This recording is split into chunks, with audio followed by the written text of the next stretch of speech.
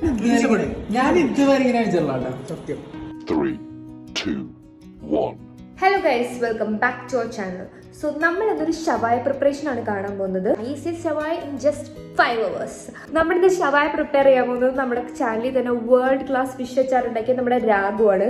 രാഘുയുടെ ഷവായ preparation ആണ് നമ്മളിന്ന് കാണാൻ പോകുന്നത്. So let's begin. ആദ്യം തന്നെ നമുക്ക് ഷവായയുടെ മസാല സെറ്റ് ചെയ്യാം. മസാലയ്ക്ക് ആവശ്യമുള്ള ഐറ്റംസ്: കുറച്ച് വെള്ളത്തിൽ കുതിർത്ത് വെച്ച വറ്റൽമുളക്, ഇഞ്ചി, പച്ചമുളക്, വെളുത്തുള്ളി, ഉള്ളി, മല്ലിയില, തക്കാളി, കുറച്ച് പുളിയില്ലാത്ത തൈര്, ആവശ്യത്തിന് ഉപ്പ്. ഇനി ഇതെല്ലാം കൂടെ മിക്സിയിലിട്ട് അടിച്ചെടുത്താൽ ഷവായ മസാല റെഡി.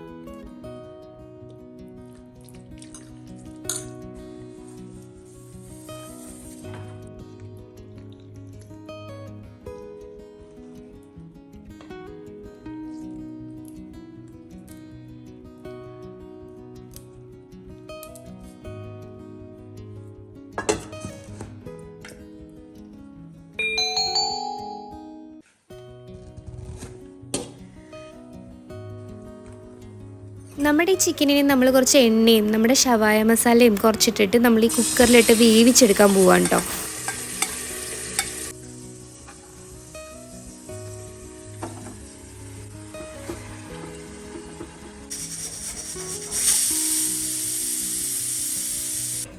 ഈ വെള്ളം നമ്മൾ ഊറ്റിയെടുത്ത് വെക്കണം.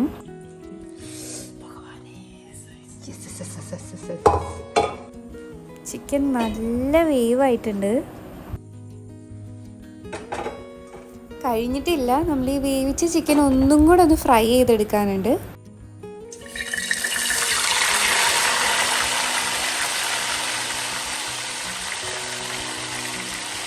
ചിക്കൻ ഒന്ന് ഫ്രൈ ആയി വരുമ്പോൾ നമ്മുടെ നേരത്തെ മാറ്റി വെച്ച വെള്ളവും നമ്മുടെ ബാക്കിയുള്ള മസാലയും എല്ലാം കൂടി ഒരു ചട്ടിയിലിട്ട് ഒന്ന് മൂപ്പിച്ചെടുത്തിട്ട് അതും കൂടി ഇതിൻ്റെ മേലിൽ ഒഴിച്ചു കൊടുത്ത് ഒരു ഗ്രേവി പോലെ ആക്കിയെടുക്കാം.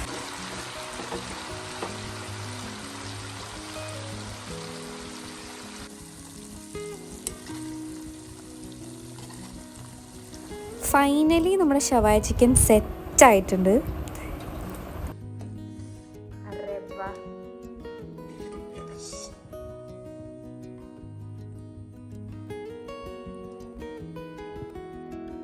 അപ്പം നമ്മുടെ ഡിന്നർ ഇവിടെ റെഡിയാണ്.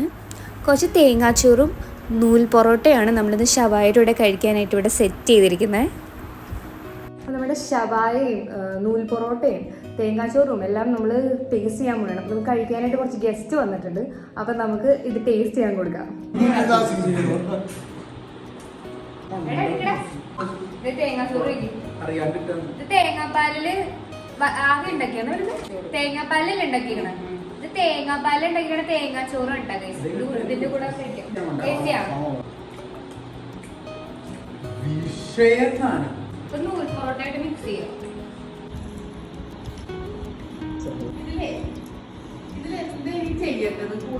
എന്റെ പൊന്നു വല്യമ്മ ഒന്നും ചെയ്യല്ലേ.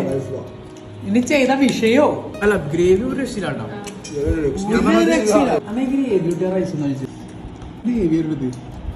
ആ റൈസ് കഴിച്ചിട്ട് ആ ഇതെന്ന് പറഞ്ഞു എങ്ങനെയാണ്. ഞാൻ ഇതുവരെ ഇങ്ങനെ കഴിച്ചിട്ടുള്ള സത്യം. ഹോട്ടലിൽ പോലും കിട്ടാത്തൊരു ടേസ്റ്റ്. ഇച്ചിരി വിഷയായി പോയത്. അത്ര ടേസ്റ്റ്. ഇതൊക്കെ വ്ളോഗിന് വേണ്ടി പറയാനല്ലോ. ഇനി ഞാൻ വ്ളോഗ് ഓഫ് ചെയ്യുന്നിട്ട് ഞാൻ പറയാം. ഞാൻ വല്യമ്മേനോട് പറഞ്ഞോളാം. വല്യമ്മ ഇത് കണക്കനായിട്ട് കൂടുതൽ നന്നാവണം. എങ്ങനെയാണ് ഇത്?